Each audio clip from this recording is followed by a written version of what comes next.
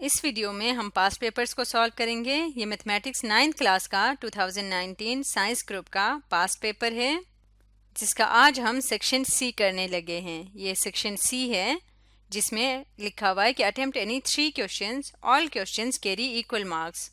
हमने कोई से भी 3 क्वेश्चंस करने हैं, लेकिन इस लेक्चर में हम सारे क्वेश्चन सॉल्व करेंगे।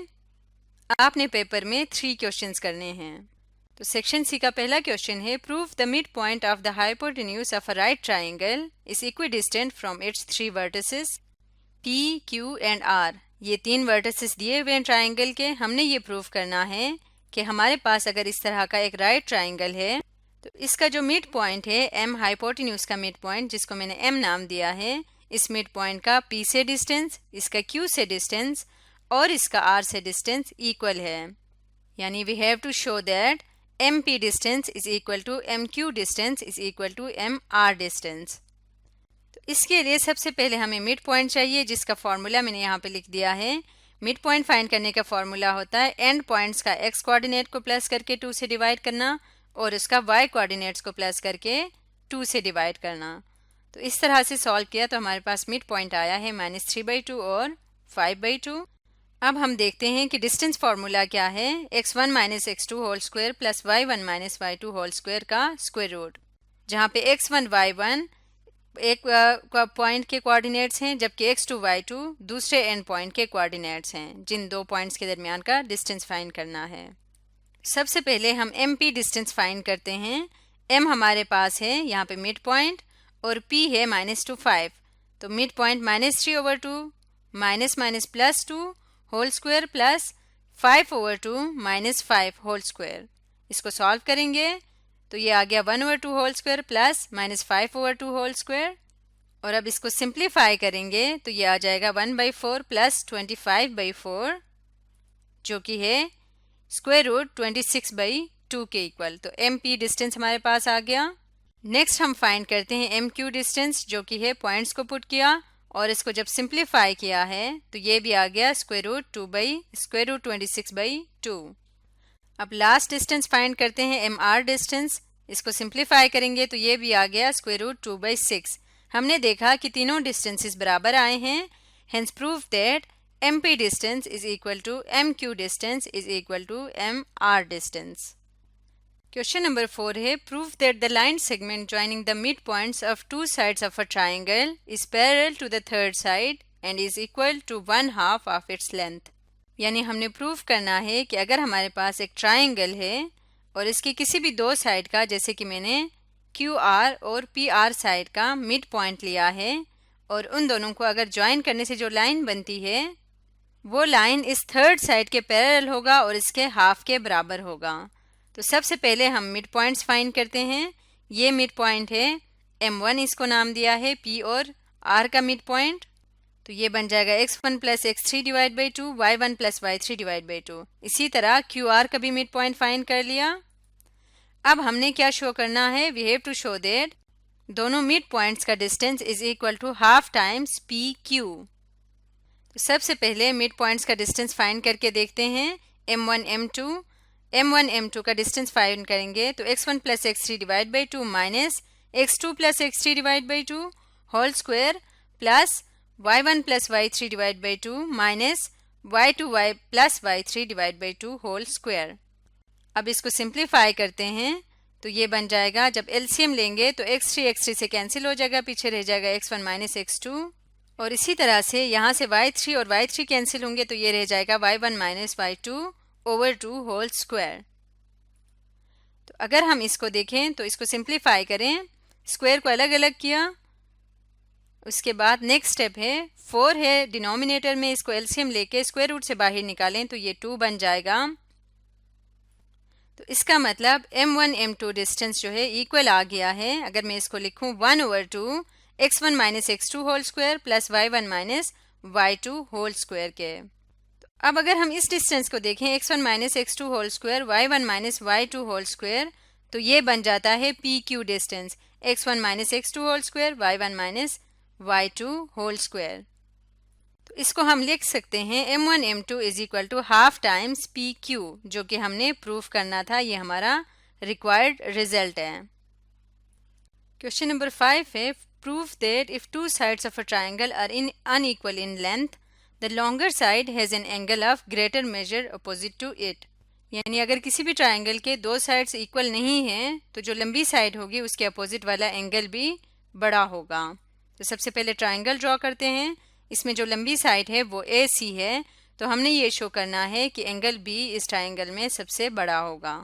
तो जब भी थ्योरम को प्रूव करना है सबसे पहले आपने गिवन डेटा लिखना है। गिवन हमें क्या है, एक ट्राइंगल दिया हुआ है जिसमें बताया हुआ है कि measure side A C is greater than A B और ए बी ग्रेटर है बी सी से, यानी इसमें बी सी सबसे छोटी साइड है, ये बताया हुआ है। प्रूफ हमने क्या करना है कि जो एंगल बी है वो ग्रेटर देन 60 है। ये हमने क्यों प्रूफ करना है, क्योंकि अगर ये 60 होगा तो तीनों एंगल्स बराबर होंगे। अगर ये ग्रेटर देन 60 होगा तो फिर डेफिनेटली एंगल ए और एंगल सी दोनों 60 से छोटे होंगे। तो प्रूफ करते हैं। प्रूफ का तरीका ये है कि टेबल बनाएंगे प्रूफ लिख के, तो इसके यहाँ पे स्टेटमेंट लिखे जाएंगे और यहाँ पे हम रीजंस लिखेंगे। तो सबसे पहला है इन ट्राइंगल ए बी सी, और हमने क्या किया है, angle B is greater than angle C. ये हमें कैसे पता, क्योंकि साइड ए सी ग्रेटर है मेजर साइड ए बी से। अगर ए सी साइड ग्रेटर है ए बी से तो उसके अपोजिट वाला एंगल बी भी ग्रेटर है एंगल सी से। इसी तरह से एंगल बी एंगल ए से भी ग्रेटर होगा। क्यों ग्रेटर होगा, क्योंकि हमें पता है कि side A C is greater than side B C. तो अगर इन दोनों को देखें तो हम कहते हैं कि angle A plus angle B plus angle C is equal to 180। हम जानते हैं किसी भी ट्राइंगल में तीनों एंगल्स का सम 180 के इक्वल आता है। तो अब अगर हम देखें angle B plus angle B plus angle B, इन तीनों को प्लस करें तो वो डेफिनेटली ग्रेटर देन 180 आएगा। क्यों आएगा, क्योंकि एंगल बी एंगल ए से भी बड़ा है, एंगल बी जो है वो एंगल सी से भी बड़ा है। तो जब ये दोनों बड़ा है तो इसलिए ये ग्रेटर देन 180 आएगा। तो इसका मतलब क्या हुआ कि मेजर एंगल बी जो है वो ग्रेटर देन 60 डिग्री है। यहाँ पे एंगल का साइन आएगा measure angle B is greater than 60 degree. तो इस तरह से हमने प्रूफ कर लिया। क्वेश्चन नंबर 6 है proof that the internal bisector of an angle of a triangle divides the side opposite to it in the ratio of the length of the sides containing the angle. इसमें सबसे पहले हम figure draw कर लेते हैं और इसके ऊपर कंस्ट्रक्शन भी कर ली है जिसको बाद में एक्सप्लेन करूंगी। सबसे पहले गिवन डेटा लिखेंगे। In triangle A B C internal angle bisector of angle A meets C B at the point D. यानी हमें बताया हुआ है कि एंगल ए का जो एंगल बाइसेक्टर है वो सी बी को पॉइंट डी पे मीट करता है। ये गिवन इंफॉर्मेशन है।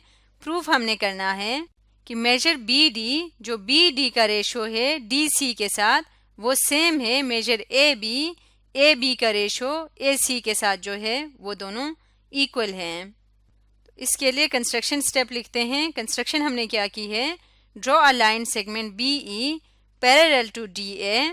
एक line segment B E draw की है जो कि डी ए के पैरेलल है to meet C A produced at ई।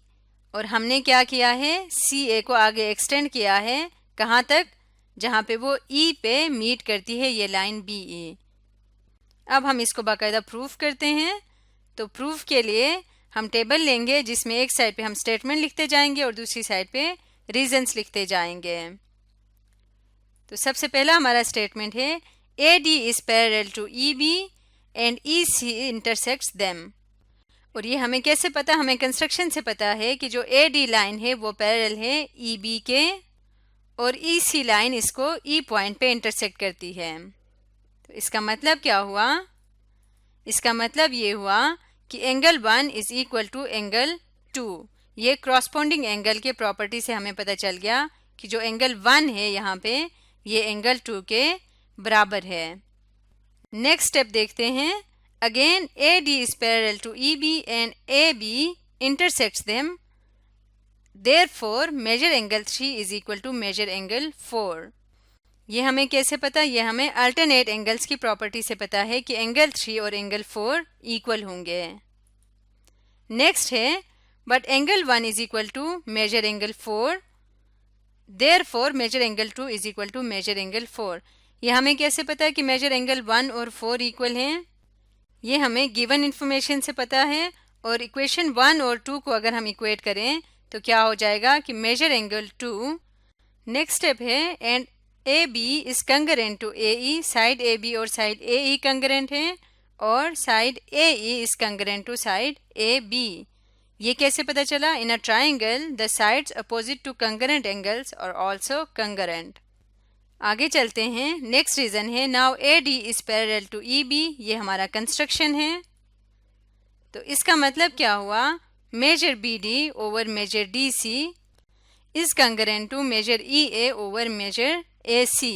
ये कैसे पता है? ये हमारे पास एक थ्योरम है, a line parallel to one side of a triangle and intersecting the other two sides divide them proportionally. Next है measure BD over measure DC is congruent to measure AB over measure AC. वो क्यों है? क्योंकि EA equal है AB के, तो EA की जगह पे हमने लिखा AB। तो अब अगर हम इसी को रेशो के फॉर्म में लिखें तो हम लिख सकते हैं measure BD ratio measure DC is equal to measure AB ratio measure AC, जो कि हमने प्रूफ करना था। ये हमारा रिक्वायर्ड रिजल्ट है। क्वेश्चन नंबर 7 है, construct the triangle ABC, draw the perpendicular bisectors of its sides and show that they are concurrent. हमने क्या करना है? एक ट्राइंगल कंस्ट्रक्ट करना है और उसके हर साइड का परपेंडिकुलर बाइसेक्टर ड्रॉ करना है, और ये शो करना है कि वो तीनों परपेंडिकुलर बाइसेक्टर एक पॉइंट पे मीट करते हैं। उस ट्राइंगल के एक साइड ए बी है जो कि 5.3 सेंटीमीटर है, मेजर एंगल ए है जो कि 45 डिग्री है, और मेजर एंगल बी है जो कि 30 डिग्री है। तो सबसे पहले हम क्या करेंगे? ड्रॉ करते जाएंगे और साथ साथ स्टेप्स ऑफ कंस्ट्रक्शन लिखते जाएंगे। तो सबसे पहले हम एक triangle A B C construct करते हैं, जिसमें ये पॉइंट है ए वर्टेक्स, बी वर्टेक्स और सी वर्टेक्स। एंगल ए हमें दिया हुआ है 45 डिग्री का, एंगल बी हमें दिया हुआ है 30 डिग्रीज, और इस साइड की मेजरमेंट दी हुई है 5.3 सेंटीमीटर्स। तो हमने ये एक ट्राइंगल ड्रॉ कर लिया। अब इसके स्टेप्स लिखते हैं। तो हम पहला स्टेप लिख लेते हैं, construct a triangle using compass and ruler. Compass और रूलर की मदद से हमने एक ट्राइंगल कंस्ट्रक्ट किया। इसके बाद नेक्स्ट स्टेप क्या है? अब हमने इसके परपेंडिकुलर बाइसेक्टर्स ड्रॉ करने हैं। तो सबसे पहले हम इस साइड का परपेंडिकुलर बाइसेक्टर ड्रॉ करते हैं, और इसके बाद इसका कंस्ट्रक्शन स्टेप लिख लेते हैं, draw a perpendicular bisector of side AC। AC side का परपेंडिकुलर बाइसेक्टर हमने ड्रॉ किया, किससे? Using compass and ruler. Same इसी तरीके से हम BC साइड का भी परपेंडिकुलर बाइसेक्टर ड्रॉ करेंगे कंपास और रूलर की मदद से, और इसी तरीके से हम AC साइड का भी परपेंडिकुलर बाइसेक्टर ड्रॉ करते हैं। तो स्टेप लिख लेते हैं, repeat the same with side BC and side AC। BC और AC साइड के साथ भी सेम हमने यही स्टेप्स किए और परपेंडिकुलर बाइसेक्टर्स ड्रॉ किए। तो जिस पॉइंट पे बाइसेक्टर्स मीट कर रहे हैं, तीनों बाइसेक्टर्स, उसको हमने O पॉइंट कह दिया, और यहाँ पे हम लिख लेते हैं, the bisectors meet at point O, hence they are concurrent. यानी सारे बाइसेक्टर्स पॉइंट O पे मीट कर गए, इसका मतलब ये कंकरेंट हैं। तो इस तरह से हमने सेक्शन C के सारे क्वेश्चंस कंप्लीट कर लिए हैं।